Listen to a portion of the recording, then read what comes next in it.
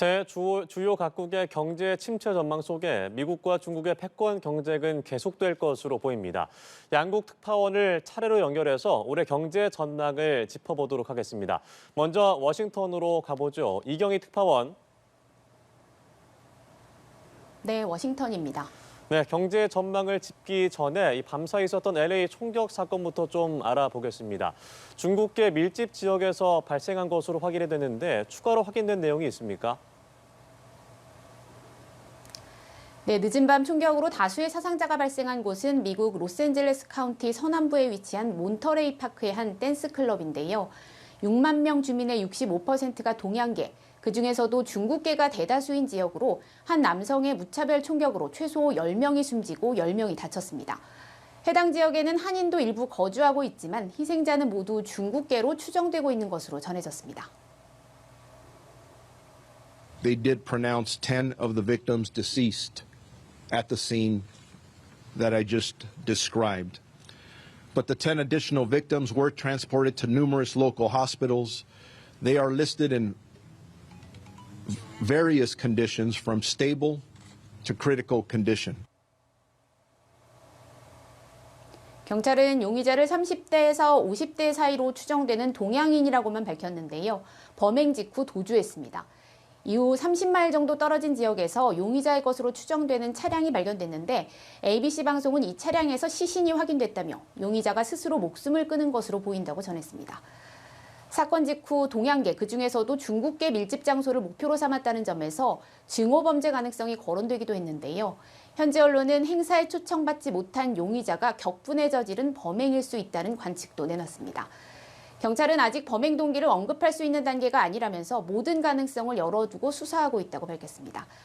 한편 중국계 밀집 지역인 만큼 총격 당시 인근에선 음력설 기념 행사가 열리고 있어서 자칫 더 큰 참사로 이어질 수도 있었습니다. 네, 이제 미국 경제 전망으로 넘어가 보도록 하겠습니다. 아무래도 제일 먼저 떠오르는 것이 금리 인상 여부일 텐데 다음 주에 또 한 번의 인상이 예상되고 있죠. 네, 미국 연방준비제도는 오는 31일부터 이틀간 올해 첫 연방공개시장위원회 회의를 열고 또 한 번의 금리 인상을 단행합니다. 시장의 예측은 0.25%포인트 인상으로 쏠리는데 최근 연준 내 매파로 분류되는 인사들 사이에서도 베이비 스텝을 지지하는 목소리가 나오면서 연준이 인상폭을 더 줄일 것이라는 데 무게가 실리는 분위기입니다. 그러나 연준은 이 신호를 시장이 금리 인상 중단, 더 나아가 곧 인하로 돌아설 수도 있다는 뜻으로 받아들이는 데에는 극도의 경계심을 보이고 있습니다. 이 때문에 시장의 관심은 이제 연준이 다음 주 0.25%포인트를 올린 뒤에 인상을 멈출지 아니면 몇 차례 더 올릴지로 쏠리고 있는데요. 현재 연준의 최종 예측 금리 수준인 5%대에 도달하려면 다음 주 이후에도 한 차례 넘게 최소 베이비 스텝 이상을 밟아야 하는 상황입니다.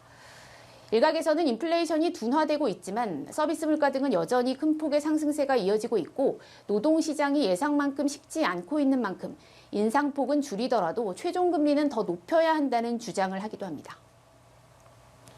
네, 경기 침체 전망은 어떤지도 궁금한데요. 이 연준이 목표로 제시한 연착륙이 가능할 수도 있다는 기대감이 커지는 분위기이긴 한데 결국 중국이 변수가 될 것이란 관측이 나온다고요.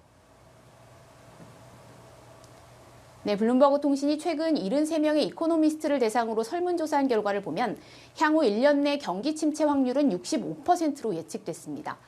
연준의 공격적인 금리 인상 여파가 경제 전반에 본격화하면서 미국의 국내 총생산이 올해 2분기 0.6%, 3분기 0.3%로 2분기 연속 감소해 기술적 경기 침체에 들어갈 것으로 예상했는데요.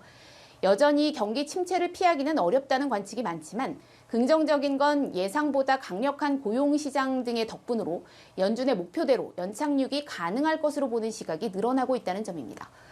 그간 미국 경기 비관론에 선봉에 섰던 레리 서머스 전 재무장관도 최근 미국 경제가 침체를 피할 가능성이 석 달 전에 비해 훨씬 높아졌다면서 연준에 남은 어려운 일이 여전히 많지만 상황은 좀 더 나아 보인다고 말하기도 했습니다.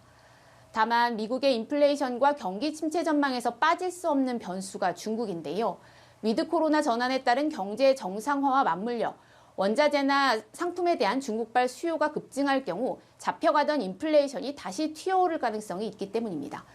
미국의 경기 연착륙 여부가 중국에 달렸다는 얘기가 나오는 이유이기도 합니다. 한편 의회 지형 변화 등과 맞물려 올해도 경제 분야에서 미국의 대중국 견제는 더 강력해질 것으로 보이는데요. 공화당이 장악한 하원의 중국 특별위원회가 신설된 가운데 바이든 정부도 첨단 반도체 기술 수출 통제에 대한 동맹국의 동참 압박을 한층 강하게 할 것으로 전망됩니다. 지금까지 워싱턴에서 전해드렸습니다.